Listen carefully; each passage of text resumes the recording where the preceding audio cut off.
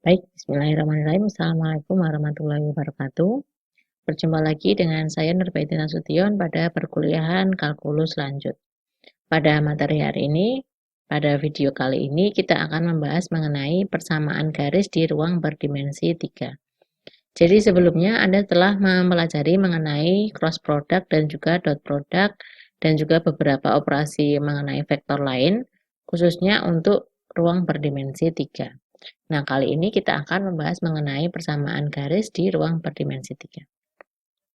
Jadi, kalau selama ini kita kenal di ruang berdimensi 2 itu garis ditentukan oleh persamaan linear seperti ini ya. Jadi kalau di ruang berdimensi 2, persamaan linear seperti ini, 2x plus 3y sama dengan 6 misalnya, itu menunjukkan suatu persamaan garis. Ini kalau di ruang berdimensi 2, gitu ya.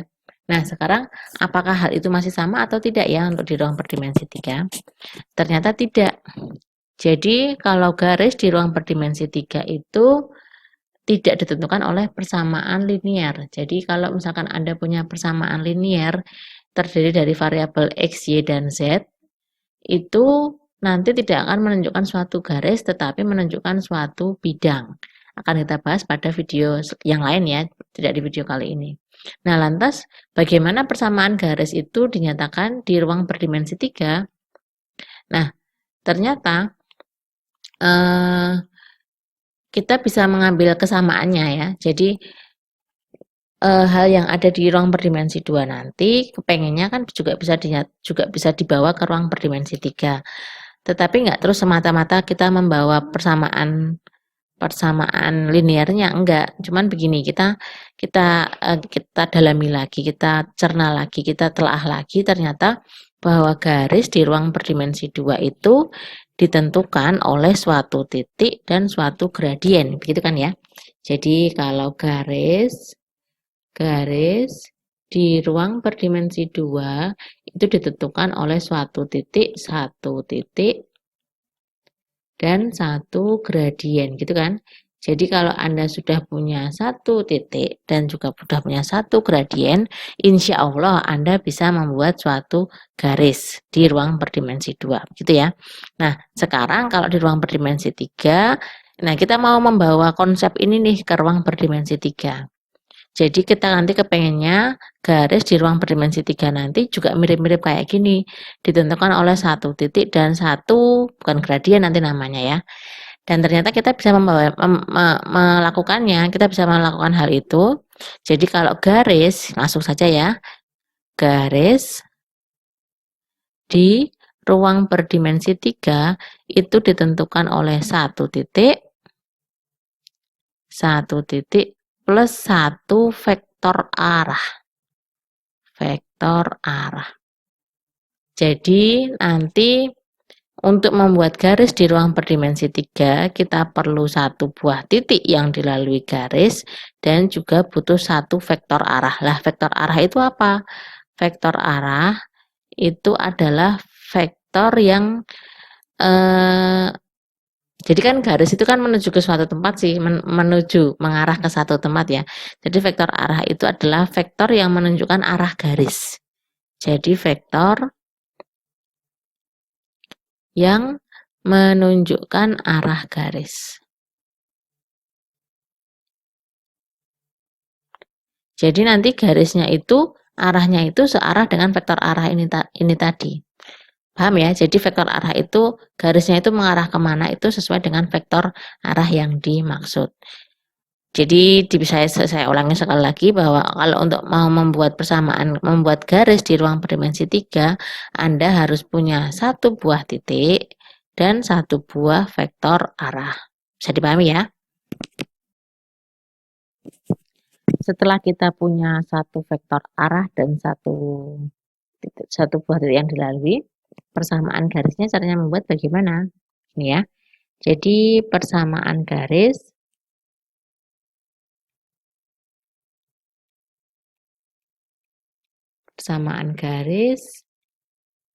yang melalui titik,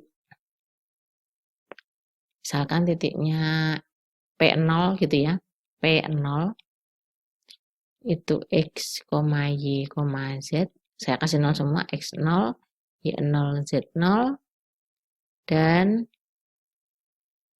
searah dengan vektor atau memiliki vektor arah. Enaknya memiliki vektor arah saja ya, dan memiliki vektor arah V sama dengan A, B, C adalah, jadi nanti persamaan garisnya dapat dituliskan seperti ini.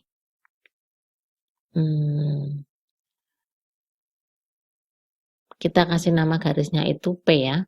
P vektor sama dengan koordinatnya P0, kita anggap sebagai vektor, ditambah T dikalikan vektor arah P, di mana T itu adalah parameter.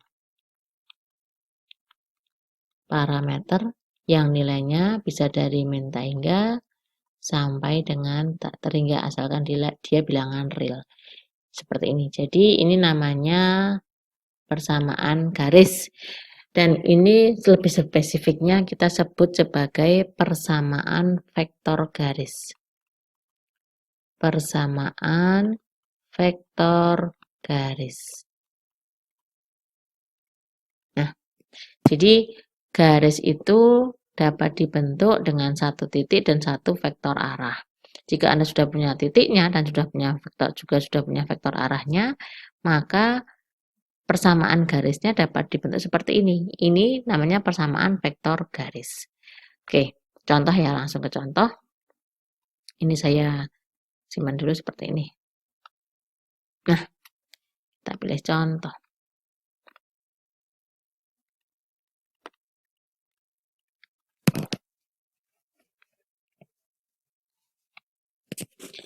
Misalkan kita diminta untuk tentukan persamaan garis,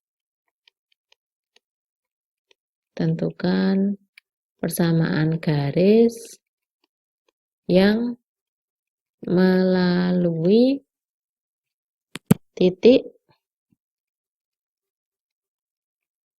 5,1,3 dan sejajar vektor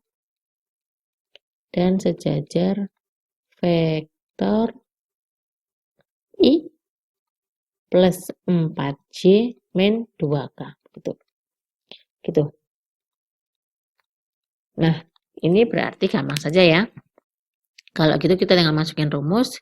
Ini adalah titik yang diketahui, ini adalah nilai dari X0, Y0, dan Z0. Sementara ini adalah vektor arah. Jadi dia sejajar dengan vektor ini. Berarti nanti arahnya itu juga sama kayak vektor ini kan sejajar. Berarti kan dia sama. Berarti tinggal kita masukkan kalau mau pakai persamaan vektor, kita tinggal memasukkan, jadi persamaannya adalah P0-nya adalah 5, 1, 3, ditambah T, dikalikan V-nya I 4J 2 min 2K, berarti 1, 4, min 2. Jadi sama aja dengan 5 plus T, kemudian 1 plus 4T, kemudian 3 min 2T. Nah, ini adalah persamaan garisnya. Nah, ini T-nya, kira-kira Anda paham nggak dengan persamaan garis ini? Ini T-nya itu berkisar dari min tak hingga sampai tak terhingga. T itu anggota dari min tak hingga sampai tak hingga. Jadi T-nya itu boleh bernilai berapa saja. Nah, misalkan Anda diminta carilah 2 titik yang dilalui garis P yang ini, selain titik yang dipakai, selain 5, 1, 3. Jadi kita kan tadi sudah tahu kalau garis ini itu melalui titik 5, 1, 3 kan. Nah, sekarang misalkan kita diminta untuk mencari 2 titik yang dilalui garis ini, tetapi bukan 5, 1, 3. Caranya bagaimana? Tinggal Anda menetapkan aja, pilih aja T-nya mau berapa. Misalkan untuk T sama dengan 1. Berarti vektor P-nya itu menjadi berapa? 5 ditambah T-nya 1, 1 ditambah 4 kali T, T-nya 1, kemudian 3 dikurangi 2 kali T, T-nya 1 lagi. Jadi hasilnya 5 tambah 1 itu 6, 1 tambah 4 itu 5, 3 kurangi 2 itu 1. Jadi titik yang dilalui selain 513 itu bisa 651. Ada nggak titik lain? Ya terserah Anda mau mencari nilai T-nya berapa. Misalkan T-nya diganti T-nya 2, berarti P itu ganti melalui 5 ditambah 2, 1 ditambah 4 kali 2, kemudian 3 dikurangi 2 dikalikan 2, gitu ya. Jadi hasilnya 7, ini 1 tambah 8 itu berarti 9, 3 dikurangi 4 itu negatif 1. Nah gitu. Jadi ada 2 titik yang dilalui garis P ini, nggak cuma 2 titik sih, banyak titik. Nah sekarang kalau saya diminta mencari 2 titik yang dilalui selain 513, nah saya pilihnya, saya memilih ketika T-nya 1 sama ketika T-nya 2 karena gampang aja. Gitu ya. Kalau lebih gampang lagi T-nya 0. Tapi kalau T-nya 0 nanti ketemunya 513 sama kayak soal tadi. Jadi enggak ya.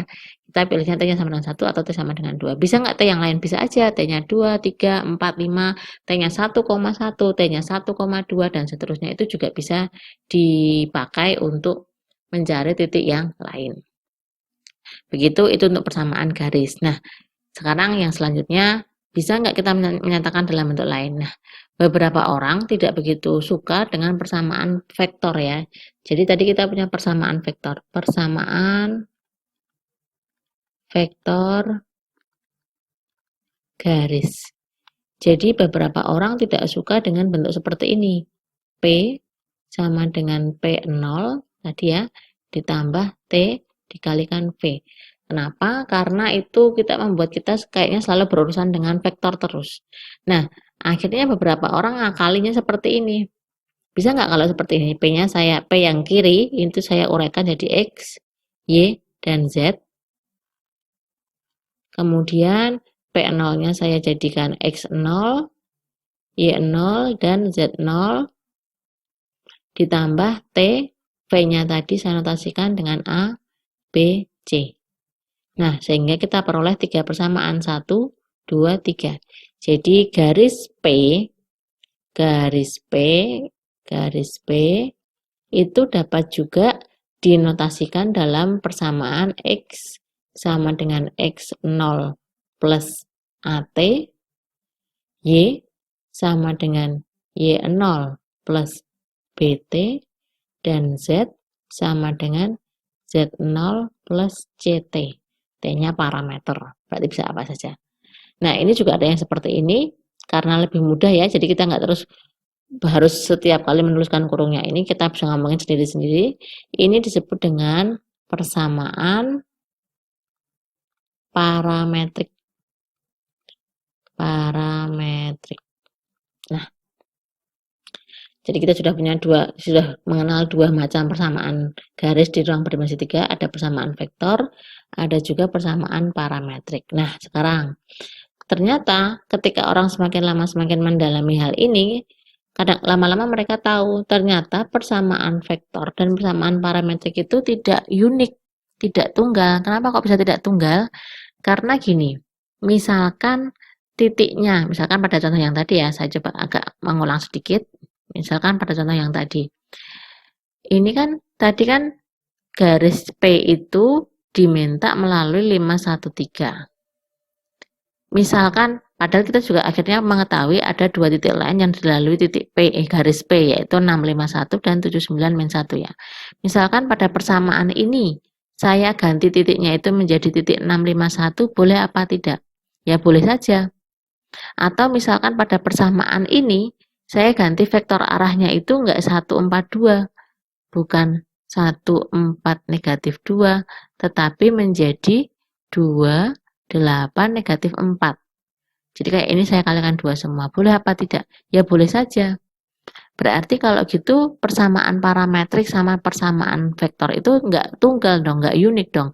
Ya memang tidak. Jadi kita bisa saja menyatakan garis P ini dengan persamaan yang lain. Misalkan kalau misalkan mau menyatakan dalam bentuk persamaan ini ya, garis P itu sama dengan titiknya berapa ini? 6, 1 ditambah T-nya tetap T, tapi vektor arahnya menjadi 2, 8, min 4. Boleh apa enggak? Ya boleh saja. Nanti setiap titik yang dinyatakan dilalui oleh P versi ini, pasti juga dilalui oleh P versi ini. Gitu. Nah, karena tidak unik, beberapa orang nggak suka pakai itu, mereka lebih suka pakai ini. Saya kepengennya sesuatu yang unik aja. Caranya membuat unik bagaimana? Jadi begini, kalau kita memandang dari persamaan yang memuat X saja, kita kan menemukan seperti ini ya. Jadi X sama dengan X0 plus AT kan. Kalau gitu, X min X0 saja itu kan sama aja dengan AT. Berarti T saja sama aja dengan X min X0 per A. Kemudian kalau kita melihat dari yang versi Y saja, Y sama dengan Y0 plus AT. Berarti Y min Y0 sama dengan AT. Sehingga kalau gitu T itu sama aja Y min Y0 per A. Kemudian jika kita lihat dari versi Z, Z sama dengan Z0 plus AT. Berarti Z min Z0 sama dengan AT, sehingga T itu sama aja dengan, mohon maaf, ini tadi seharusnya enggak A semua ya. Jadi ini harusnya ada yang ini A tetap benar. Oh, yang ini harusnya B, ini harusnya B, ini harusnya B, ini harusnya C, ini harusnya C. Jadi ini harusnya AT benar, AT ini harusnya B, ini B, kemudian ini B, ini C, ini berarti C, berarti Z min Z0 per C itu sama dengan C. Nah, ini kita anggap ini persamaan 1, ini persamaan 2, dan yang ini persamaan 3. Sehingga kalau dilihat 1, 2, 3, ini kan sama-sama T kan? Jadi T itu bisa dinyatakan dalam bentuk ini, dan juga dalam bentuk ini. Berarti kita peroleh kesimpulan bahwa X min X0 per A sama dengan Y min Y0 per B sama dengan Z min Z0 per C. Nah, ini kan T, ini juga T, ini juga T, sama semua kan ya? Nah, ini juga menyatakan suatu persamaan garis. Nah, persamaan garis model ini disebut dengan persamaan simetrik. Persamaan simetrik garis. Nah, gitu. Oke, yang terakhir dari persamaan garis. Kalau begitu, kapan dua garis berpotongan? Jadi, kapan dua garis berpotongan? Gitu ya. Ini kita ngomongin konteksnya di ruang berdimensi 3. Oke, tapi sama aja sih dengan di ruang berdimensi 2. Jadi nalarnya kalau garis itu berpotongan itu ketika kapan? Kapan sih dua garis itu berpotongan? Ini garis, misalkan garis L1, ini garis L2. Kapan dia berpotongan? Kalau mereka berdua melalui satu titik yang sama, gitu ya. Nah, sekarang kalau kita ngomongin ini di ruang berdimensi 2 gampang, L1 dan L2 disamadengankan aja, kemudian atau mungkin dieliminasi ketemu titik potong gitu ya. Ini namanya titik potong. Titik potong gitu ya. Ketemu titik potong. Tapi ternyata kalau di ruang berdimensi 3 tidak sesederhana itu. Kenapa nggak sesederhana itu? Karena persamaannya itu ya kayak tadi, persamaannya itu bentuknya 3 seperti ini. Anda boleh pilih salah satu sih, pakai vektor boleh, pakai parametrik boleh, pakai simetrik boleh. Kalau saya paling mudah dioperasikan itu yang parametrik gitu ya. Jadi kita coba misalkan pakai parametrik ya. Kita menyatakan pakai ini. Oke, saya kasih contoh kapan dua garis berpotongan ketika ini. Nah, padahal tadi Anda mencari dua titik, itu menetapkan nilai T tertentu ya, untuk mencari titik kan ya. Ini kan kapan dua garis berpotongan, ketika L1 melalui titik A, dan ketika L2 juga melalui titik B. Mohon maaf, ketika L1 melalui A, L2 juga melalui titik B.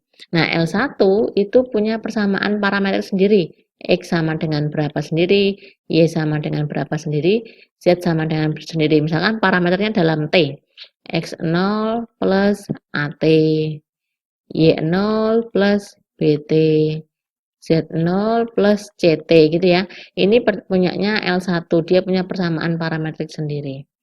Kalau dia melalui titik A, misalkan ketika T-nya itu sama dengan T1 gitu ya. Nah, sekarang kalau sementara si L2 itu juga punya persamaan parametrik sendiri. L2 misalkan saya kasih namanya PQR. X, Y, Z sama dengan P plus AS sama dengan Q, P0, Q0 plus bukan A ya, jangan AS ya, ini tak kasih A1 ya, A1S, terus B1S, terus ini Z-nya sama aja R0 ditambah C1S gitu ya. Nah, ini dia juga punya persamaan parametrik sendiri. Mungkin aja titik A itu di L2 itu ditentukan oleh, ini parameternya saya bedakan. Jadi parameter di sini misalkan ini di sini itu dalam T, kalau di sini itu dalam S. Kenapa harus dibedakan biar Anda nggak bingung. Jadi titik A itu untuk di L1 ditentukan oleh T sama dengan T1 misalkan. Nah, titik di L2 itu ditentukan oleh S sama dengan S1 begitu ya. Nah, kalau kita menemukan ada nilai T yang membuat L1 itu melalui suatu koordinat A, yang mana ada juga nilai S yang membuat L2 nanti juga melalui koordinat A, maka dia dikatakan berpotongan. Nilai T dan S di sini belum, T1 dan S1 ini belum tentu sama. Tetapi yang harus sama nanti adalah X, Y, Z-nya. Oke, langsung masuk ke contoh saja ya. Sekarang kita mau ngecek, coba periksa apakah garis L1 itu biasanya sih beberapa buku memakai kurung kurawal ya. L1 yang mana L1 itu sama aja dengan 2 plus T, X sama dengan 2 plus T, kemudian Y sama dengan 4 minus 5T, dan Z sama dengan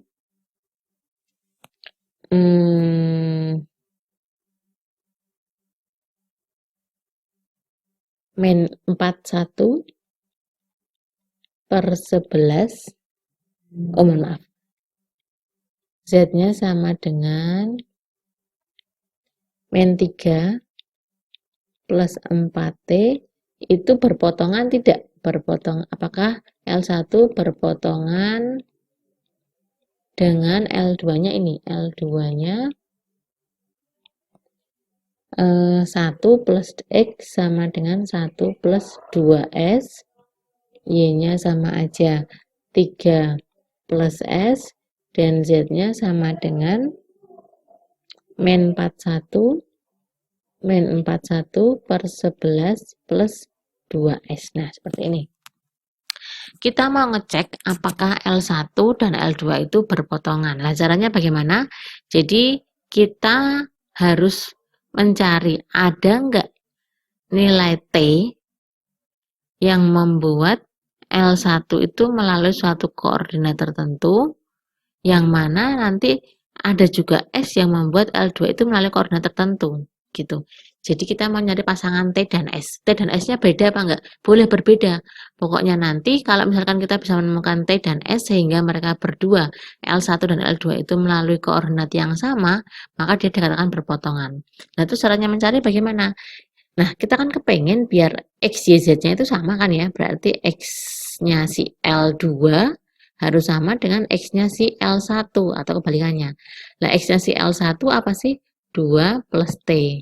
X-nya si L2, ini saya kasih misalnya 2 plus T. Yang X-nya L2, 1 plus 2S. Berarti kita menemukan suatu persamaan linear.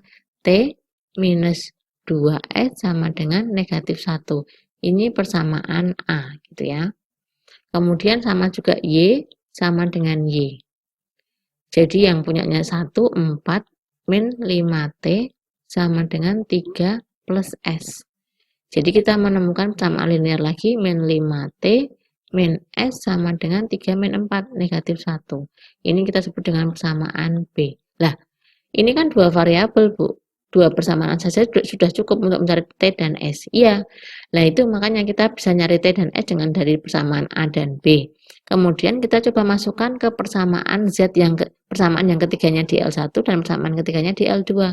Coba dicek mereka menunjukkan nilai Z yang sama atau tidak. Jika tidak berarti dia nggak berpotongan.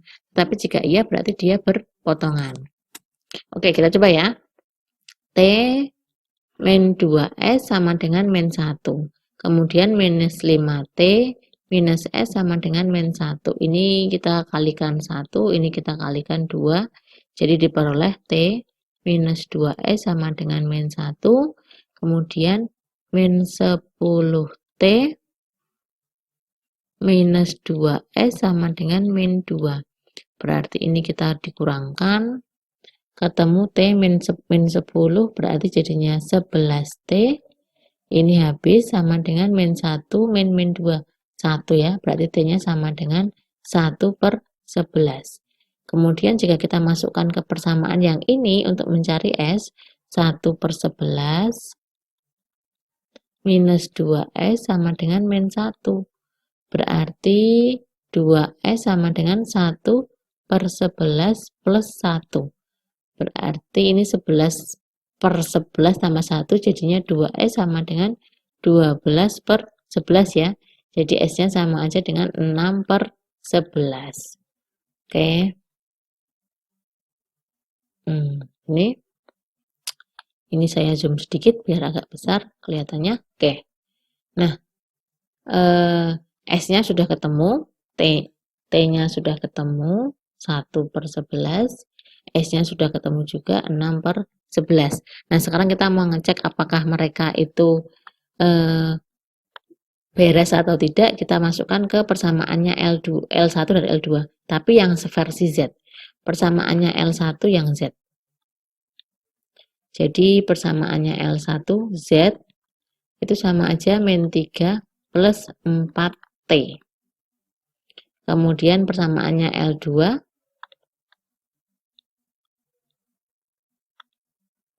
Z sama dengan min 41 per 11 plus 2S. Nah, sekarang kita mencoba memasukkan masing-masing nilai T dan S ke persamaan Z ini, dan kita cek nanti apakah menemukan nilai Z yang sama. Kalau menemukan nilai Z yang sama, berarti kedua garis itu berpotongan. Tetapi jika tidak, berarti dia tidak berpotongan. Coba yang satu ya, min 3 plus 4T. 4 kali T-nya 1 per 11. Jadi min 3 plus 4 per 11. Sama aja negatif 33 per 11 plus 4. Atau negatif 29 per 11. Gini ya. Kemudian ini kalau yang versi Z yang kedua yang pakai S, min 41 per 11 ditambah 2 kali S-nya 6 per 11. Jadi sama aja negatif 41 per 11 plus 12 per 11. Berarti sama aja negatif 9, 29 juga per 11. Oh, ternyata sama. Jadi ternyata nilai Z yang diperoleh dengan T dan S yang ditemukan dengan cara pada persamaan sebelumnya itu nilai Z-nya sama. Ini kan sama kan ya. Berarti L1 dan L2 berpotongan. Gitu. Nah, variasi lain dari soal mengenai persamaan garis adalah mungkin Anda mungkin beberapa soal itu belum mengetahui vektor arahnya. Kadang-kadang garis itu hanya diketahui 2 titik. Ini variasi soal ya. Variasi soal. Yang pertama mungkin aja Anda diminta mencari persamaan garis yang melalui 2 titik. Lah caranya bagaimana? Kan tadi kalau mau nyari persamaan garis harus punya 1 titik dan 1 vektor arah melalui 2 titik ini ya. Nah, titiknya ada 2, Anda bisa milih salah satu. Monggo pilih yang mana aja boleh. Lah vektor arahnya bagaimana? Vektor arahnya berarti ya tinggal Anda nyari vektor baru aja yang dibuat dari vektor dari 2 titik tersebut. Ini misalkan titik A, ini misalkan titik B yang diketahui itu ya. Lah kalau Anda mau membuat vektor AB bisa kan? atau membuat vektor BA juga bisa kan. Nah, itu nanti digunakan sebagai vektor arahnya. Itu soal yang pertama. Soal yang kedua kemungkinan juga nanti vektor arahnya merupakan hasil cross product dari dua vektor yang lain, itu juga bisa aja. Jadi vektor arah merupakan hasil cross product.